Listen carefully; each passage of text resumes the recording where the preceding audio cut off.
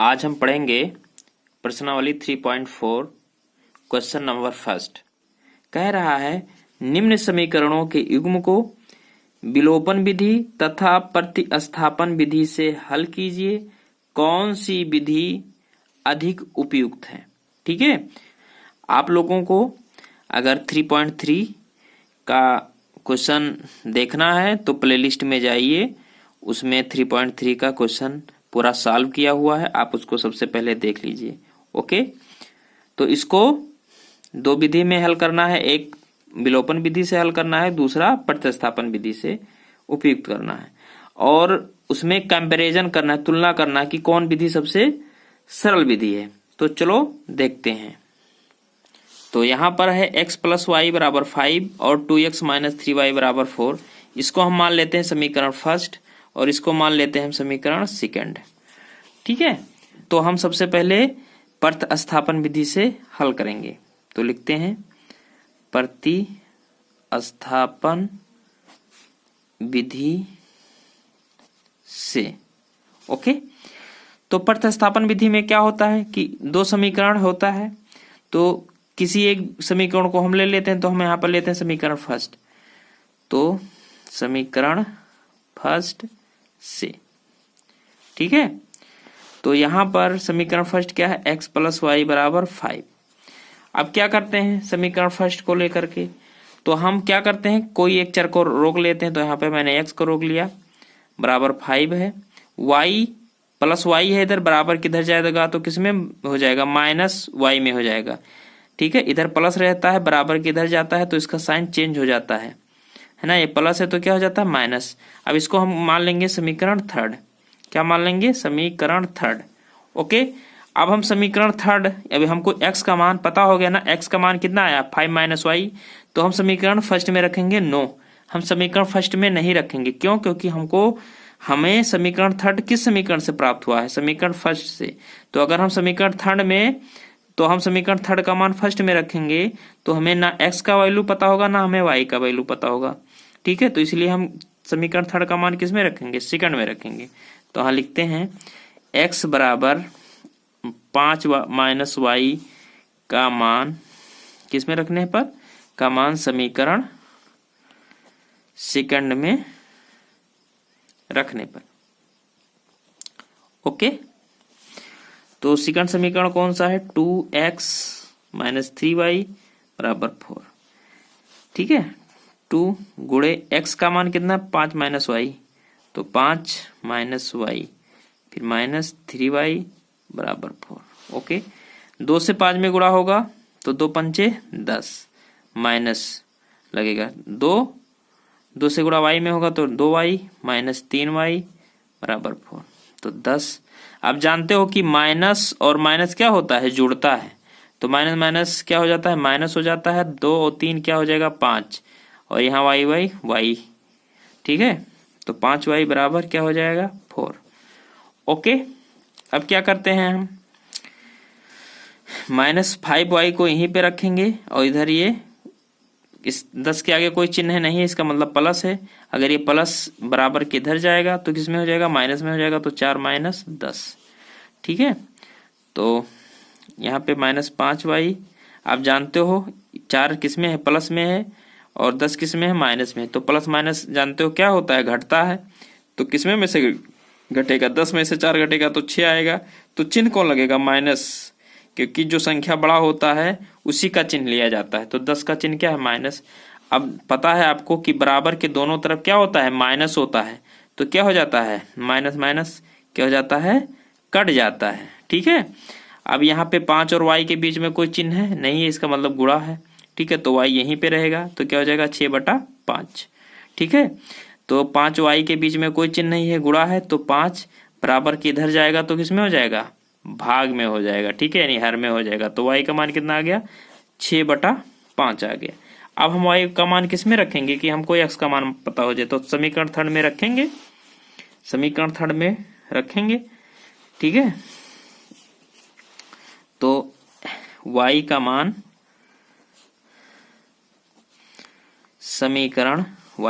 समीकरण थर्ड में रखने पर। ठीक है, तो थर्ड में रखेंगे तो x बराबर 5 माइनस वाई। वाई का मान क्या है 5 माइनस 6 बटा क्या है 5। इसको हम 1 बना सकते हैं। ठीक है, और 1 और 5 का एलसीएम क्या होगा 5 होगा। 1 और 5 का एलसीएम क्या होगा 1 1 1, 1 से 5 नहीं कटेगा उतर जाएगा 5 1 5। ठीक है, तो 5 1 5 नहीं हुआ। अब 1 से हम 5 में भाग करेंगे तो 5 आएगा, तो 5 से किसमें गुणा करेंगे 5 में, तो 5 गुणे 5 हो जाएगा। माइनस 5 से 5 में भाग करेंगे तो क्या आएगा 1 आएगा, तो 1 से किसमें गुणा करेंगे 6 में, 6 गुणे 1। तो यहाँ पे क्या हो गया 25 माइनस 6 1 6 बटा 5। 25 में से 6 आगे कितना होगा 19, 19 बटा क्या हो जाएगा 5। x का मान क्या आ गया 19 बटा 5 आ गया। तो हमको x का मान 19 बटा 5, y का मान 6 बटा 5 किस विधि से हम हल किए हैं, प्रतिस्थापन विधि से हम हल किए हैं, तब हमको जाकर के x और y का मान पता हुआ है। ठीक है, तो हमें कितना लंबा प्रोसेस करना पड़ा प्रतिस्थापन विधि से। अब हम यही सवाल किस विधि से हल करेंगे, विलोपन विधि से हल करेंगे। और हाँ, चाहे तो हम विलोपन विधि से हल करेंगे तब भी हमें y और x का मान सेम ही प्राप्त होगा। ओके, तो चलो विलोपन विधि से हम हल करते हैं। विलोपन विधि से। ओके, तो यहाँ पर हम इसको विलोपन विधि से हल करेंगे। तो पहला समीकरण है x प्लस वाई बराबर 5 और दूसरा समीकरण है 2x माइनस 3y बराबर 4। अब हमको इसमें कोई एक चरराशि क्या करना पड़ेगा, काटना पड़ेगा, है ना, यानी गायब करना पड़ेगा। तो कैसे गायब होगा, जब समान होगा तभी तो कटेगा। तो यहाँ पर जैसे मान लीजिए x का गुणांक क्या है 2 है और यहाँ पर x का गुणांक कोई है नहीं है, इसका मतलब 1 है। तो हमको क्या करना पड़ेगा कि दोनों क्या हो जाए समान हो जाए। तो एक सीधा सा सिंपल सा ट्रिक है। तो यहाँ पर क्या करेंगे समान करने के लिए 2 से हम किस में गुणा करेंगे 1 में करेंगे। 2 से इसमें करोगे तो तीनों में आपको करना पड़ेगा। ठीक है, तो हम यहाँ पर लिखते हैं समीकरण क्या करना पड़ेगा, समीकरण 1 में 2 से गुणा करने पर,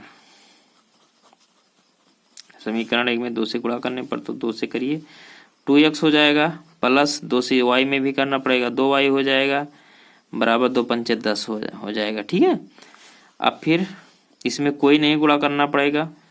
ठीक है, हमको चूंकि 2x लाना था ना, 2x माइनस 3y बराबर 4। अब ये कटेगा कैसे दोनों, आप जानते हो इसके आगे कुछ नहीं, इसका आगे कुछ नहीं चिन्ह है, तो इसका मतलब प्लस प्लस है। तो प्लस प्लस कभी कटता है नहीं कटता है, प्लस माइनस तो कटता है। तो हम यहाँ पे लिखेंगे घटाने पर, क्या लिखेंगे घटाने पर। प्लस है तो माइनस माइनस। अब देखिए यहाँ प्लस और माइनस रिएक्शन किया तो क्या आ गया माइनस। अब यहाँ माइनस और गुणे माइनस होगा तो क्या आ जाएगा प्लस आ जाएगा। तो माइनस इसी से तुलना होता है। ठीक है, तो माइनस और माइनस क्या हो जाएगा प्लस, और यहाँ पे ये प्लस 4 के आगे कुछ चिन्ह नहीं है, इसका मतलब प्लस छिपा है, तो प्लस और माइनस का गुणा क्या हो जाएगा माइनस। ठीक है, अब ये प्लस और माइनस क्या हो गया कट गया, यानी 0 आ गया, और यहाँ पे प्लस प्लस क्या हो जाएगा प्लस ही रहेगा। 3 2 क्या हो जाएगा 5, 5y बराबर क्या हो जाएगा 10 में से 4 गए 6, घटेगा ना। तो y का मान क्या आ गया 6 बटा 5 आ गया। क्या आ गया y का मान 6 बटा 5। ठीक है, अब y का मान किसी भी समीकरण में रख दो, तो y का मान समीकरण किसमें रखने पर, समीकरण फर्स्ट में रखने पर, फर्स्ट में रखोगे तो x प्लस वाई बराबर क्या आएगा 5। तो x प्लस वाई का मान क्या है 6 बटा 5 बराबर क्या आ जाएगा 5।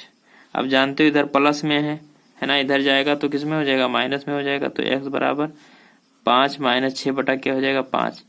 ये 5 है तो इसका मतलब हर नीचे 1 बढ़ा सकते हो। 1 और 5 का एलसीएम क्या हो जाएगा 5 ही हो जाएगा। 1 से 5 में भाग करोगे, 1 से 5 1 5 5 माइनस 0, तो 5 से किस में गुणा करोगे 5 में, तो 5 गुणे 5। 5 से 5 में करोगे तो 1 आएगा, 1 से गुणा किस में करोगे 6 में, 6 गुणे 1 ठीक है। तो 50 25 माइनस 6 6 बटा 5, 25 में से 6 गए 19 बटा 5।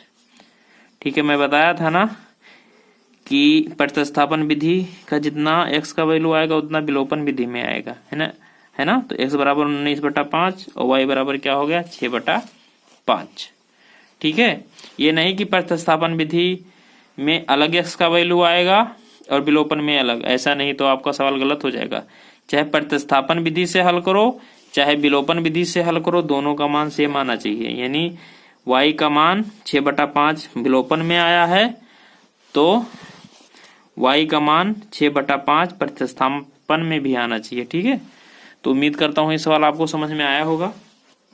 तो ये दूसरा सवाल है पहला का, 3x + 4y बराबर 10 और 2x - 2y बराबर 2। इसको हम हल करते हैं, इसको पहला समीकरण मानते हैं, इसको दूसरा समीकरण। ठीक है, तो किस विधि से सबसे पहले हल करेंगे हम? प्रतिस्थापन विधि से हल करेंगे। तो यहाँ पे लिखते हैं प्रतिस्थापन विधि से।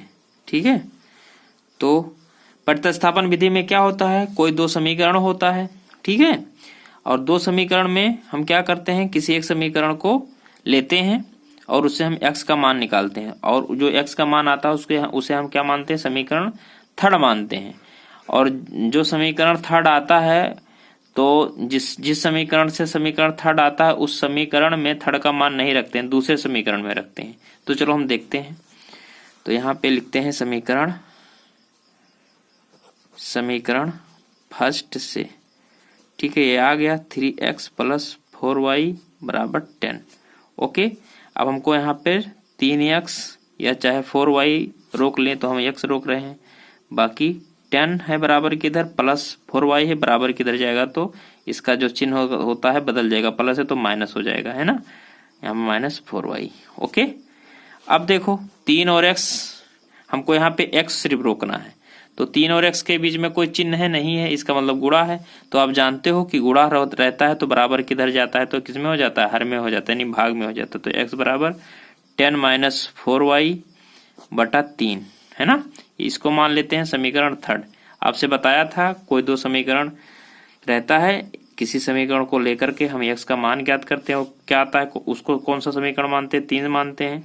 तो 3 का मान, समीकरण 3 का मान कभी भी हम समीकरण फर्स्ट में नहीं रखेंगे, क्योंकि जिस समीकरण से आया है वो समीकरण में मान नहीं रखा जाता। तो हम x का मान किस में रखेंगे, 2 में रखेंगे, है ना। तो यहाँ लिखेंगे x का मान समीकरण, x का मान क्या मानेंगे, समीकरण सेकंड, x का मान समीकरण सेकंड में रखने पर, x का मान किस में रखेंगे, समीकरण सेकंड में रखेंगे। तो यहाँ पे 2x - 2y बराबर 2। तो 2 गुणे x का मान कितना है, 10 - 4y बटा 3। ठीक है, -2y बराबर 2। ठीक है, अब क्या करेंगे हम, यहाँ पे 2 से 10 में बटा 1 बना लेते हैं। 2 से 10 में गुणा करेंगे तो 20 आएगा, माइनस 2 से 4y में गुणा करेंगे तो क्या ना आ जाएगा, 8y हो जाएगा, बटा 3 एक्यम 3 -2y बटा 1 बराबर 2। ठीक है, अब देखें 3 और 1 का एलसीएम कितना होता है, 3 ही होता है। 3 से 3 में भाग करेंगे तो 1 आएगा, तो 1 से इन दोनों में गुणा करेंगे तो इतना ही मान आएगा। यानी किसी भी संख्या में अगर आप 1 से गुणा करो तो उसके मान में कोई प्रभाव नहीं पड़ता है। तो यहाँ पे 20 - 8y हम ऐसे उतार लिए, माइनस लगाया, 1 से 3 में भाग करोगे तो कितना आएगा, 3। 1 से 3 में भाग करोगे तो 3 आएगा, 1 तिक्के 3 कट गया, इसी भागफल से इसमें गुणा किया जाता है तो क्या हो जाएगा, 2y गुणे 3 बराबर 2। ठीक है, तो 20 - 8y, है ना, -3 दूनी 6y बटा 3 बराबर 2। आप जानते हो 20 ऐसे ही रहेगा, आप जानते हो माइनस माइनस क्या हो जाता है, जुड़ता है, लेकिन कब जुड़ेगा माइनस माइनस, ठीक है, जब आप जानते हो माइनस माइनस जुड़ता है तो माइनस लगेगा यहाँ पे, है ना। 8y और 6y जुड़ेगा, हाँ जुड़ेगा, क्योंकि y भी समान है, इसके घात भी समान है, नहीं इसके घात पे कुछ नहीं लगा है, दोनों के घात पे कुछ नहीं लगा है तो जुड़ जाएगा। तो 8 × 14 y बटा 3 बराबर 2। इसको हम बटा 1 बना सकते हैं। तो 1 से इसमें गुणा होगा और 3 से इसमें गुणा होगा, कैसे गुणा होगा, ठीक है। तो 1 से अगर इसमें गुणा करेंगे तो इतना ही आएगा, इसके मान में कोई प्रभाव नहीं पड़ेगा, क्योंकि मैं बता दिया हूं कि अगर कोई भी संख्या है उसमें अगर हम 1 से गुणा करें तो उसके मान में कोई प्रभाव नहीं पड़ेगा। तो हम यहाँ पे इसे उतार लेते हैं, 20 - 14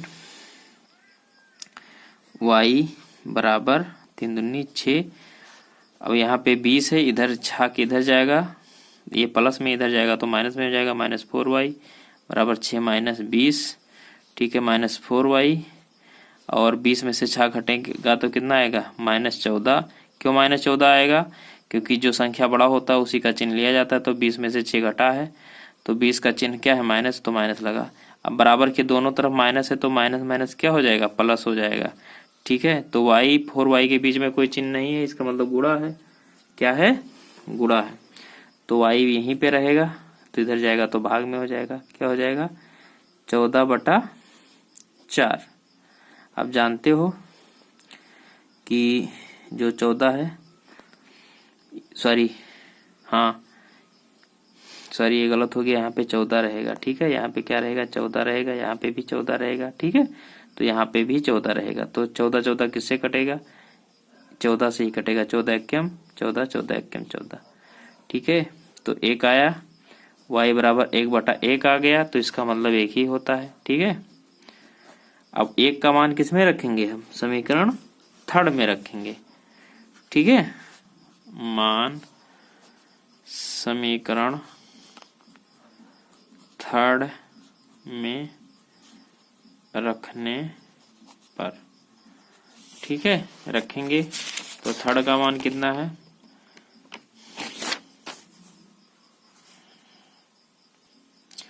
तो x बराबर 10 माइनस y का मान कितना है, 1, तो 4 × 1/3। 10 में से 4 घटाएंगे तो कितना आ जाएगा, 6/3, ठीक है। 10 4 एकम 4 यही होता है। तो 3 और 6 किससे कटेगा, समान अंक से, तो कटता ही नहीं कि 6 को अलग से काट दो 3 को अलग से, ऐसा नहीं, समान अंक से कटता है। तो 3 से 6 भी कटेगा, 3 से 3 कटेगा, 3 एकम 3, 3 दूनी 6। x का मान कितना आ गया, 2, y का मान कितना आ गया, 1, ठीक है। अब ये रहा प्रतिस्थापन विधि में जो x और y का मान आया है वही मान विलोपन विधि में आएगा, तभी सवाल सत्य माना जाएगा। तो चलो अब हम विलोपन विधि से भी हल करते हैं इस सवाल को, ठीक है। अब देखो ये क्या है, विलोपन विधि है ना। तो अब क्या होता है विलोपन विधि में, कोई एक चर राशि चाहे x को काट दो चाहे y को काट दो, लेकिन कब कटेगा, जब इसका गुणांक समान होगा। जैसे 3 का x का गुणांक 3 है और x का गुणांक 2 है, तो कहाँ समान है, नहीं समान है, तो इसमें इसको क्या करना पड़ेगा, समान करना पड़ेगा, तभी कटेगा, ठीक है। तो कैसे समान करेंगे, तो एक ट्रिक होता है, जब दोनों को क्या करना रहे, समान करना रहे। जैसे मैं इसको समान कर रहा हूँ, ठीक है, 2 और 4 में हम किससे गुणा करेंगे, दोनों समान हो जाए। तो एक ये ट्रिक है, ठीक है। जब भी ऐसा कंडीशन आए और विलोपन विधि से हल करना रहे तो क्या करोगे, 2 से इस 4 में गुणा कर दो, ठीक है, और 4 से इस 2 में गुणा कर दो, तो बराबर हो जाएगा। 2 से 4 में करोगे तो 8 हो जाएगा, और 4 से 2 में करोगे तो ये भी 8 हो जाएगा। तो बराबर नहीं हो गया तो कट नहीं जाएगा, ठीक है। चाहे इसको बराबर करने लिए करो, जिसे 2 से 3 में गुणा करो तो 6 हो जाएगा, 3 से 2 में गुणा करोगे तो 6 हो जाएगा, तो बराबर हो जाएगा ना। तो हम इस पार्ट को अब काट रहे हैं, ठीक है, गायब कर रहे हैं। तो कैसे होगा, तो यहाँ पे लिखोगे समीकरण, यहाँ पे से लिखोगे समीकरण 1 में किसे करोगे, 2 ही से तो करोगे, समीकरण 1 में 2 से, तथा समीकरण 2 में अब किसे करोगे, 4 से करोगे, ठीक है। तो समीकरण 2 में 4 से गुणा करने पर ऐसे आपको लिखना पड़ेगा, ठीक है बेटा। तो देखो 2 से समीकरण 1 में गुणा करोगे ठीक है। तो 4 में करोगे तो इसमें भी करना पड़ेगा, इसमें भी करना पड़ेगा, ये नहीं कि सिर्फ इसी में करना पड़ेगा, ऐसा नहीं होगा, तीनों में आपको गुणा करना पड़ेगा। तो करो 2 3 6x, फिर 2 चौक प्लस लगाओ 2 चौक 8y, ठीक है, बराबर लगाओ 2 पंचे 10, ठीक है। अब किसमें करोगे, 4 से इन तीनों में गुणा करोगे तो 4 दूनी 8x, और यहाँ पे माइनस है, माइनस लगाओ, 4 दूनी क्या है 8y, बराबर 4 दूनी 8। अब देखो प्लस माइनस है तो कट जाएगा कि नहीं कट जाएगा, तो यहाँ पे क्या लिखोगे, जोड़ने पर लिखोगे ना। तो यहाँ पे आप जानते हो कि जब जोड़ने पर हम लिखेंगे, अगर यहाँ पे मैं घटाने पर लिख दूं तो माइनस माइनस क्या हो जाएगा, माइनस गुणे माइनस क्या हो जाएगा, प्लस हो जाएगा, ठीक है। तो हम इसको नहीं करेंगे, हम लिखेंगे जोड़ने पर। तो यहाँ पे लिखेंगे जोड़ने पर।